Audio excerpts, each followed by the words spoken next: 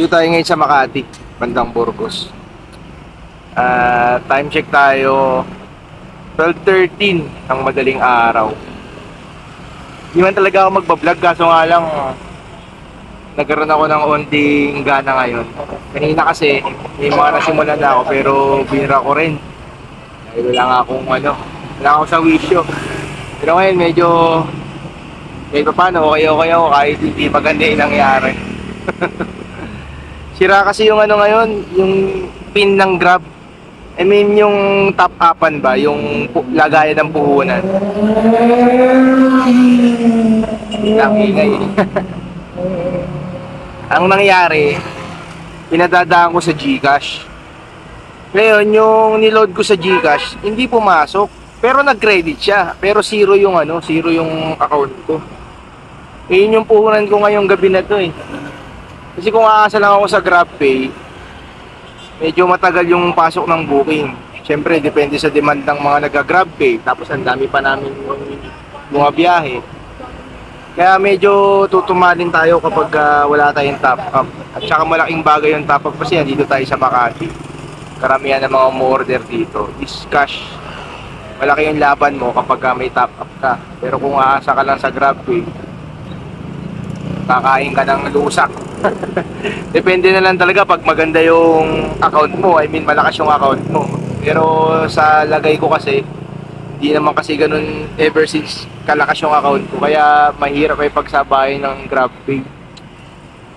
Yun, bad trip lang. Sobrang, basta, daming nangyari ngayong araw na to. Ang dami ko nararamdaman sa puntong to. Pero wala naman tayong magagawa kundi tiisin. At kailangan labanan dahil pag inuna mo yung inis mo, inuna mo yung muriyot mo, ganoon din, nakatunganga ka lang, wala ka namang ginagawa, nagsi-cellphone ka lang sa bahay, nagmumuni-muni ka, wala kang kinikita. At least dito, kahit medyo inis-inis ka, kontrolin mo lang ng onti yung sarili mo, kikita ka. Kaysa naman sa bahay ka lang.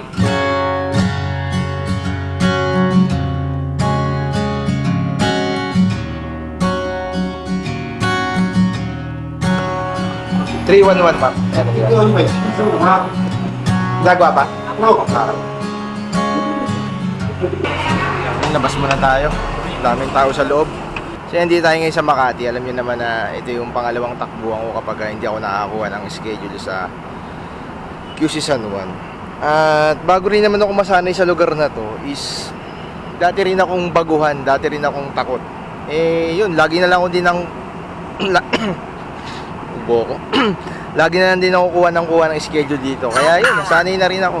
Sa una talaga kakabahan ka. Siyempre, isipin mo Makati, Taguig, palayo ka sa pinaka baluarte mo. Pero wala kapag walang kita ron, pag hindi mo chinaga, pag hindi ka dumayo, wala kang kikitain.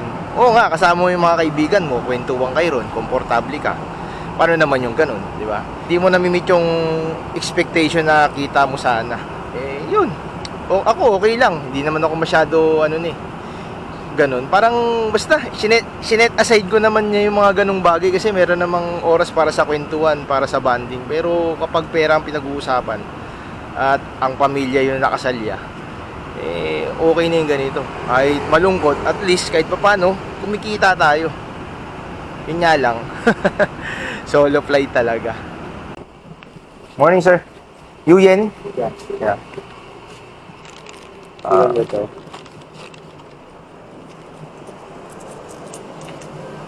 Thank you, sir. Snabero si sir.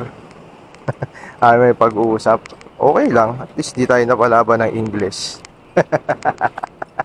Medyo sinwerte lang tayo sa unang booking natin. Biruin mo simula rin sa Canton to. Yun lang. Yun nga lang, medyo naghintay tayo ng onte. Pero okay lang.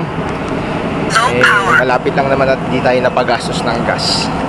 At isa lang ibig sabihin nun na may mga araw talaga na hindi maganda. Pero pangit naman isipin na kapag may mga hindi nangyayaring maganda sa'yo is pangit yung buhay mo.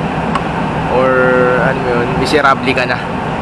Yun lang talaga, may mga araw talagang darating na hindi talaga aayon sa'yo. Pero syempre minsan sa isang araw, sa isang araw ng buhay mo, meron at merong magandang mangyayari sa'yo. Kaya yun, maging positibo lang tayo lagi.